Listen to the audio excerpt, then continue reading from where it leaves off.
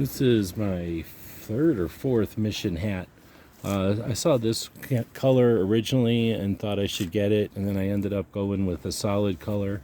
Then I got my second one without the snaps, and that one was also a solid color. But then I decided I'm going to go ahead and get this. I don't know what to call it. It's sort of like urban tiger stripe or something. And it's got the features I'm looking for. It's got this really lightweight top. It's got a sewn brim, so it kind of stays, it's comfortable, it's soft, but it also stays where I want it when I'm fishing and stuff and I want to have a brim. It allows me to snap it up on the sides. Kind of gives it an Australian hat kind of look when you do that, but it keeps it kind of tidy.